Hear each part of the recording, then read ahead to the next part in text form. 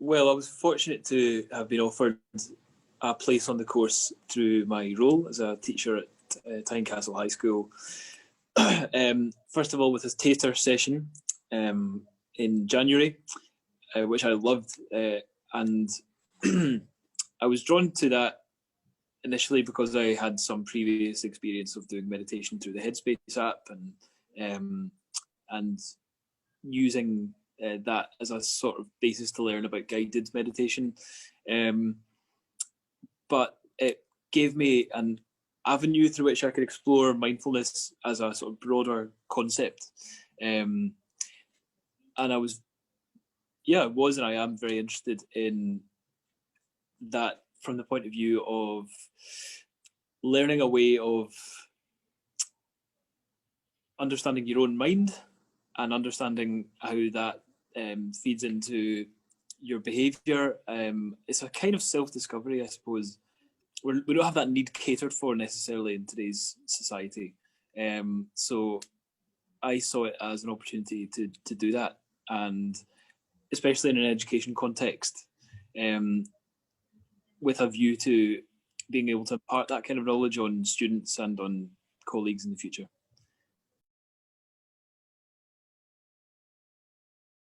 Mindfulness has had a huge impact on my life since I started.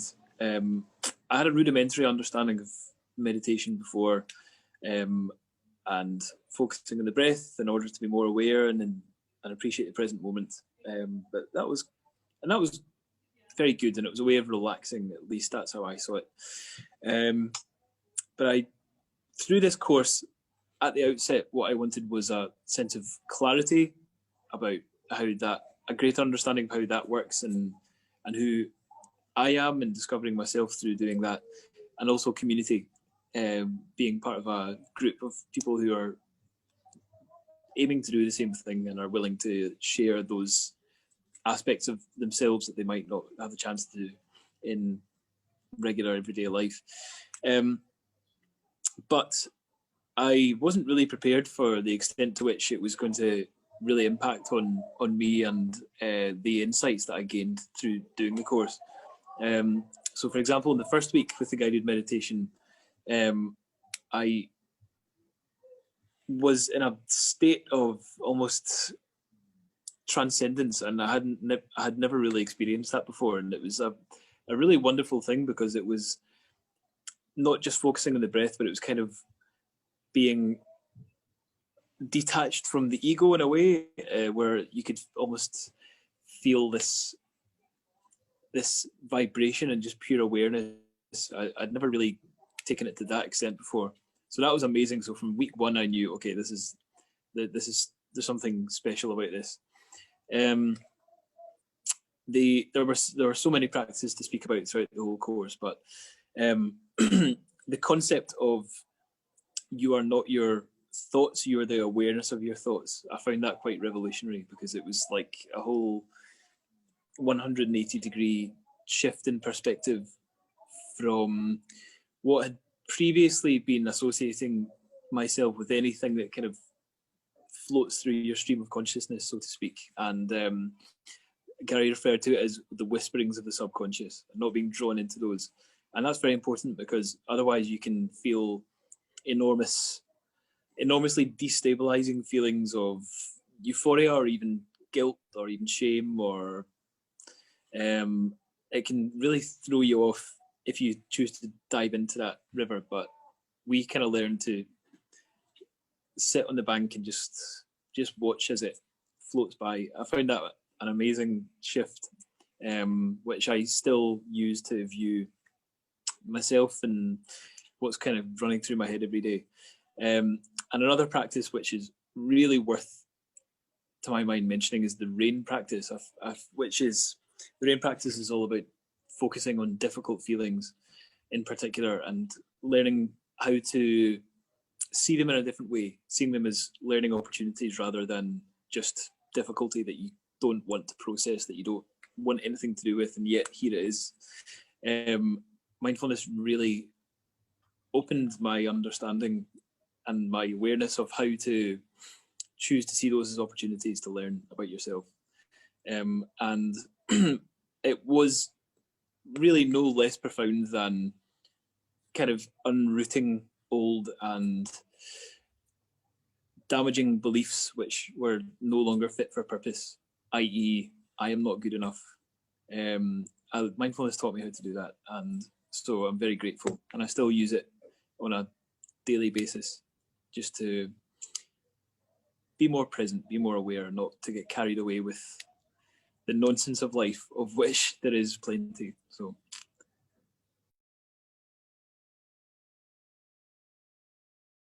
So I think that mindfulness has the potential to be at the heart of education moving into the future. It's becoming more and more widespread to the extent that I've heard it being referred to as a silent pandemic, by which I'm referring to mental health issues, not exclusively in young people, but I think young people are disproportionately affected by some just facts of life and how the world has changed. They have always known a world with the internet, whereas someone of my generation was kind of on the cusp of that. They interact with each other in quite a detached way through social media. And I think that really exacerbates a lot of social pressures which are on young people anyway, and always have been at that age, by which I'm talking about the teenage years, high school years. And it's no secret now that the big tech companies are vying for everyone's attention, and they know what buttons to push to get the hits that they need to stay relevant.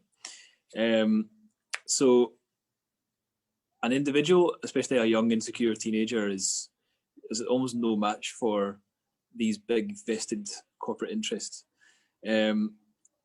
So for that reason, I think mindfulness is a really good example of a kind of organic response to that, and how the world is changing, and how we cannot just live in our heads all the time, especially if we're bombarded with all of these messages of conforming, and all the rest of it.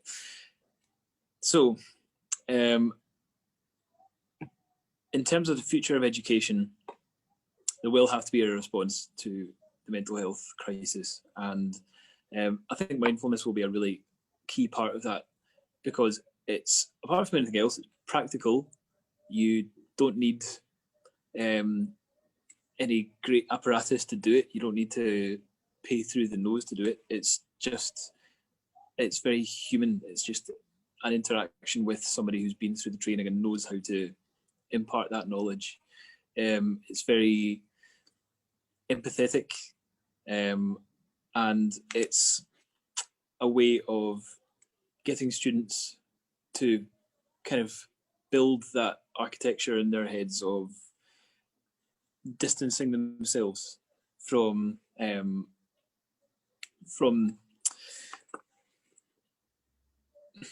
influences which might be bad for them, beliefs which can be planted in their heads quite young, which could be quite damaging. I think mindfulness is, we call it critical thinking in education, but mindfulness is a kind of more perhaps holistic and even maybe spiritual way of getting to that end point, the end goal of a kind of self-love and an appreciation of self, and being able to evaluate how much is this going to actually be good for me before I just like internalize it. I'm talking in theoretical terms here, of course, but I think this is the time for opening our imaginations and thinking about the big picture. We know the problem. This could be part of the solution.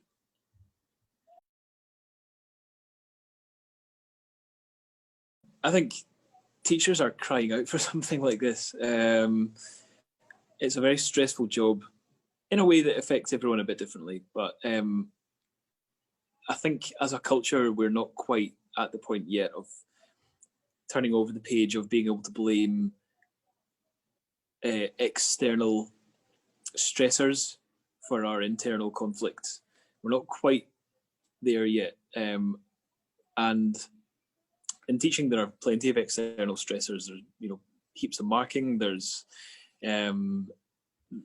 classroom management. There's, trying to stay on top of organisation at all times, and there's an ever-growing list of to do.